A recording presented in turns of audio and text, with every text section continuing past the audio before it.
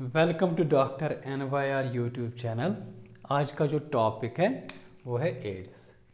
Please take a screenshot. AIDS का अगर हम देखेंगे ना, एड्स का फुल फॉर्म क्या होता है? Acquired immunodeficiency syndrome. तो ये जो डिजीज़ जो होती है एड्स, ये क्या होती है? ये एक पर्टिकुलर डिजीज़ नहीं होती हैं। यहाँ पे क्या होता है, ये डेफिशिएंसी डिजीज़ है। इम्यूनोडेफिशिएंसी का मतलब क्या होता है? ये ऐसी डिजीज़ है जो हमारे इम्यून सिस्टम को अटैक करती हैं और इम्यून सिस्टम जो होता है वो मतलब प्रॉपरली वर्क नहीं कर पाता है। जब हमारा इम्यून सिस्टम प्रॉपरली वर्क नहीं कर पाता है तो वो क्या होता है, उसमें n नंबर ऑफ इन्फेक्शंस होते हैं, तो उसी को बोलते हैं सिंड्रोम। मतलब बहुत सारे डिजीज़ का जिस पर्सन या जिस इंडिविजुअल को ये इन्फेक्शन होता है तो वो क्या होता है, वो बहुत सारी डिजीज़ का वो इन्फेक्शन होता है, उसको हर डिजीज़ का इन्फेक्शन होता है। क्योंकि यहाँ पे जो होता है इम्यून सिस्टम जो होता है वो इम्यून सिस्टम अच्छे से वर्क नहीं कर पाता है। ठीक है ना? तो अगर हम देखेंगे हिस्ट्री में अगर जाएंगे तो ये फर्स्ट रिकॉग्नाइज हुआ है एड्स जो डिजीज़ है वो USA में हुआ था 1981 में। तो अगर हम देखेंगे ये तो ह्यूमन्स में तो ये पाया गया 1981 में, ठीक है। लेकिन ह्यूमन्स जो होते हैं इनमें ये जो इन्फेक्शन जो होता है ये कहाँ से आया है? ये अफ्रीकन ग्रीन मंकीज़ जो होते हैं वहाँ से आया। मतलब जो अफ्रीकन ग्रीन मंकीज़ में ये वायरल डिजीज़ है, तो उनमें क्या था, ये वायरस पाया गया, तो उनसे जो ट्रांसफ़र हुआ है किसी भी तरीके से ह्यूमन रेस में आ गया, ठीक है ना। तो मेन जो होता है एंसेस्टर जो होता है इस डिजीज़ का, एड्स का, ये अफ्रीकन ग्रीन मंकीज़ होते हैं, वहाँ से ये हमारे ह्यूमन रेस में आ गए, ठीक है ना। तो ये जो होते हैं, मतलब मैंने पहले ही बोला है, ये एक पर्टिकुलर डिजीज़ नहीं। यहाँ पे क्या होता है, एक सिंड्रोम होता है, ग्रुप ऑफ डिजीज़ होती हैं इसको, इसलिए ये ग्रुप ऑफ सिम्टम्स इकट्ठे, इसमें बहुत सारे सिम्टम्स होते हैं, ठीक है ना। तो अगर हम देखेंगे ये डिजीज़ जो होती हैं वायरल डिजीज़ होती हैं। अगर हम देखेंगे ना HIV वायरस से होता है, ह्यूमन इम्यून वायरस होता है, लेकिन इसके भी दो स्ट्रेनस होते हैं। एक होता है HIV फर्स्ट और HIV सेकंड। लेकिन ये जो एड्स जो होता है ये किस वायरस से होता है? HIV first. HIV का फुल फॉर्म क्या होता है? Human immune virus. ये ह्यूमन इम्यून वायरस का मतलब क्या होता है? ये ह्यूमन इम्यून वायरस HIV जो होता है ना, ये सर्वाइव कर पाता है सिर्फ ह्यूमन होस्ट में। इसका सिर्फ ह्यूमन होस्ट होगा तभी ये सर्वाइव करेगा। मतलब अगर हमारे एनवायरनमेंट में मॉस्किटो होगा, ठीक है ना, मॉस्किटो ने बाइट किया एक HIV इन्फेक्टेड पर्सन को, फिर वो नॉर्मल इंसान को बाइट करेगा, तो उससे HIV इन्फेक्शन नहीं होता है, क्योंकि मॉस्किटो जो होता है ये HIV का जो होता है ये इसका होस्ट नहीं होता है। यहाँ पे मॉस्किटो में HIV वायरस सर्वाइव नहीं कर पाता है, इसीलिए मॉस्किटो के बाइट से HIV इन्फेक्शन नहीं होता है।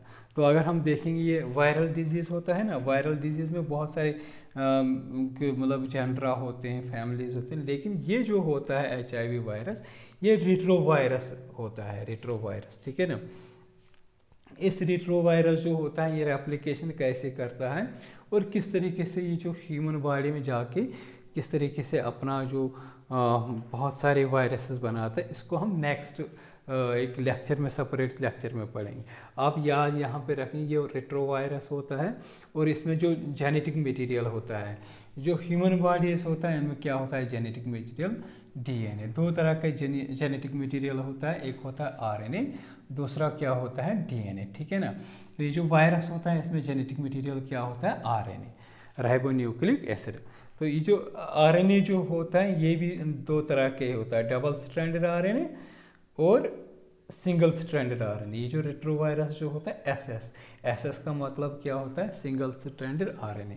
सिंगल स्ट्रैंडेड का मतलब होता है जो आरएनए जो होता है वो सिंगल स्ट्रैंड, डबल स्ट्रैंडेड इस तरीके से होता है और सिंगल स्ट्रैंडेड इस तरीके से। तो आरएनए जो होता है, रेट्रोवायरस जो होता है, सिंगल स्ट्रैंडेड होता है।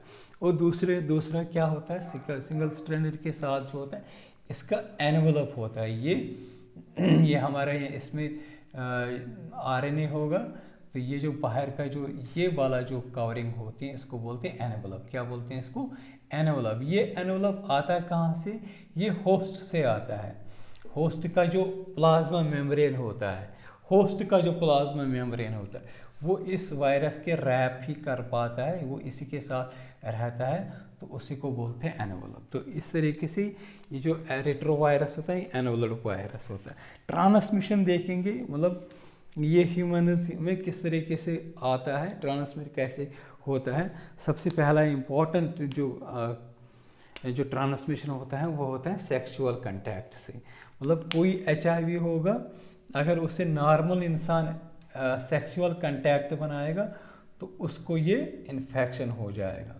क्यों होता है? जो भी हमारे बॉडी फ्लूइड्स होते हैं, चाहे वो किसी भी मतलब पार्ट में हमारे बॉडी में होगा, तो उस बॉडी फ्लूइड से जो होता है ये वायरस, HIV वायरस जो होता है ये प्रेजेंट होता है इन्फेक्टेड पर्सन का।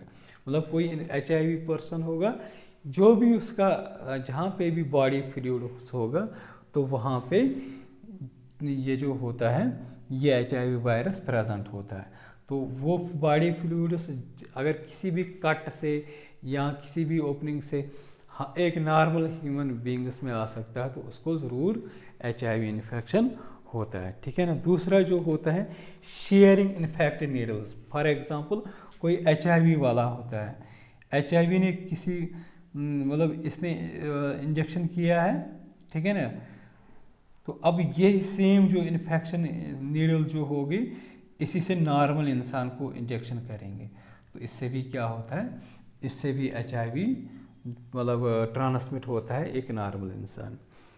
जिस तरीके से अगर हम देखेंगे ड्रग एब्यूज़ में, मतलब बहुत सारे पर्सनस होंगे, n number of persons A B C ये पर्सनस होंगे, ठीक है ना। तो सपोज इनमें क्या होता है, ड्रग एब्यूज़ क्या करते हैं, ये इंजेक्ट करते हैं, ठीक है ना, सिरेंज में इंजेक्ट करते हैं, फिर वो वेनस में जाते हैं। सपोज इनमें क्या होता है, अवेलेबिलिटी ऑफ सिरेंजेस बहुत कम होते हैं, ये जल्दीबाजी में होते हैं और इनको पता भी नहीं चलता है कि इससे क्या होता है। इसने मतलब ड्रग एडिक्ट किया एक सिरेंज से, फिर इसने वही ड्रग सेम सिरेंज से किया है, तो इसीलिए जो ड्रग एडिक्ट जो होते हैं ना, यहाँ पे इनको ज़्यादा चांसेस होते हैं HIV इन्फेक्शन का, ठीक है ना। तो नेक्स्ट जो होता है, अगर कोई मदर होगी, मदर का जो उसका जो बच्चा जो होगा, जिस इन्फेक्टेड मदर होगी, तो बच्चे में भी ये वायरस HIV वायरस आ जाता है। कोई कंटामिनेटेड ब्लड होगा, जब हम ब्लड चढ़ा देते हैं किसी को तो पहले उसको टेस्ट किया जाता है, ठीक है ना, तो उसमें ये कंटामिनेशन नहीं होना चाहिए HIV वायरस का। अगर ये HIV वायरस का ब्लड किसी और को लगाएं उससे भी HIV इन्फेक्शन होता है। इंडिविजुअल्स एट हाई रिस्क, मतलब कौन कौन से ऐसे इंडिविजुअल्स होते हैं जो हाई रिस्क पे होते हैं HIV। देखो HIV क्या होता है, HIV जब ये एक मतलब वायरस होता है, एड्स जो होता है ये डिजीज़ होती हैं, ठीक है ना। तो हम हाई रिस्क पे किसको इन्फेक्शन होता है HIV का, HIV वायरस को ज़्यादा इन्फेक्शन किन इंडिविजुअल्स में होता है। सबसे पहले मतलब जिनका मतलब एक से ज़्यादा जो रिलेशन बनाते हैं, मतलब जो मल्टीपल पार्टनर्स होते हैं, उनको या वो हाई रिस्क पे होते हैं। ड्रग एडिक्ट्स, मैंने पहले ही बोला, ड्रग एडिक्ट्स होते हैं, वो एक ही सिरेंज से बहुत मतलब एक ही सिरेंज से बहुत ग्रुप जो होता है इनका, वही सेम सिरेंज यूज़ कर देते हैं। अगर कोई इन्फेक्टेड होगा तो सबको HIV इन्फेक्शन हो जाएगा। Individual who requires repeated blood transfusion, मतलब किसी को ज़्यादा ब्लड ट्रांसफ्यूजन की ज़रूरत पड़ती है, खून चढ़ाने की ज़रूरत पड़ती है। अगर कभी कभी क्या होता है, ब्लड में टेस्ट अच्छे से नहीं कर पाता है, जल्दबाजी में अगर किसी को, तो उससे भी HIV इन्फेक्शन मतलब वो इंडिविजुअल्स भी हाई रिस्क पे होता है। Children is born to HIV infected mother होगी HIV इन्फेक्टेड, तो उसके जो बच्चे होंगे उनके भी मतलब चांसेस होता है, वो भी हाई रिस्क पे होता है HIV इन्फेक्शन।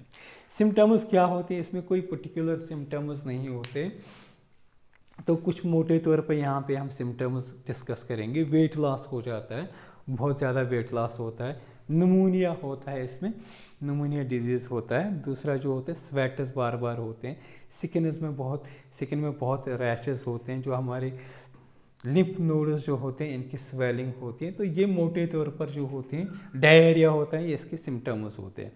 तो ये सिम्टम्स जो होते हैं ना, ये वैरी भी हो जाते, बढ़ भी जाते, क्योंकि यहाँ पे जो होता है HIV सिर्फ एक ही डिजीज़ का जो इन्फेक्शन, इसको बहुत सारे इन्फेक्शन का मतलब बहुत सारे इन्फेक्शंस होते हैं, क्योंकि इम्यून सिस्टम को ही HIV वायरस जो होता है अटैक करता है। डायग्नोज हम किस तरीके से करेंगे? एक टेस्ट होता है एलिजा, मेन और भी टेस्ट होते हैं, लेकिन एलिजा जो होता है, एलिजा का मतलब क्या होता है? Enzyme linked immuno absorbent. तो इससे हम पता कर सकते हैं जो एक ह्यूमन बॉडी के ब्लड में जो होता है HIV का जो एंटीबॉडीज़ जो होते हैं उनको हम डायग्नोज कर सकते हैं, ठीक है ना। तो अगर हम देखेंगे ट्रीटमेंट एंटी रेट्रो ड्रग्स जो होते हैं, इससे हम मतलब जो होते हैं ड्रग्स, एंटीवायरल ड्रग्स या एंटी रेट्रोवायरल ड्रग्स जो होते हैं, एंटी रेट्रोवायरल ड्रग्स होते हैं, तो इनको हम यूज़ करते हैं। तो इससे भी हम कंट्रोल कर सकते हैं। लेकिन ये जो ड्रग्स जो होते हैं ये कम्प्लीटली HIV इन्फेक्शन या एड्स को ख़त्म नहीं कर सकते, इसीलिए ये पार्शली इनइफेक्टिव होती हैं, ठीक है ना। प्रिवेंशन हम यूज़ मतलब बहुत सारे मेथड्स को हम मतलब यूज़ करके ये जो HIV इन्फेक्शन जो होते हैं उसको प्रिवेंट कर सकते हैं। सबसे पहले अगर किसी को ब्लड चढ़ाना है, वो बिल्कुल एक अथोराइज्ड ब्लड कैंप से लेना चाहे, वहाँ पे उसकी टेस्टिंग अच्छे से होनी चाहिए। Disposable needles and syringes use होनी चाहिए। जो भी एक सिरेंज हमने यूज़ किया उसको उसी टाइम पे फेंकना है, नया वाला यूज़ करना है। और कॉन्डोम्स का यूज़ करना है, अगर किसी ने किसी के साथ रिलेशंस बनाए तो हमेशा कॉन्डोम्स का यूज़ करना चाहिए। और जो ड्रग यूज़ होते हैं, ड्रग अब्यूज़ जो होते हैं, ड्रग एडिक्ट जो होते हैं, ये बिल्कुल अवॉइड करने होते हैं। तो इससे हम क्या कर सकते हैं? HIV इन्फेक्शन को स्प्रेड से प्रिवेंट कर सकते हैं। तो नेक्स्ट हम क्या पढ़ेंगे, इसका एक और है टॉपिक, वो वहाँ पे वायरस, रेट्रोवायरस जो होता है वो किस तरीके से रेप्लिकेशन करते हैं, वो नेक्स्ट वीडियो में हम पढ़ेंगे। अगर आप लोगों को हमारा ये वीडियो अच्छा लगा होगा, प्लीज़ इस चैनल को सब्सक्राइब कर दीजिएगा, वीडियो को लाइक एंड शेयर कर दीजिएगा। Thank you very much.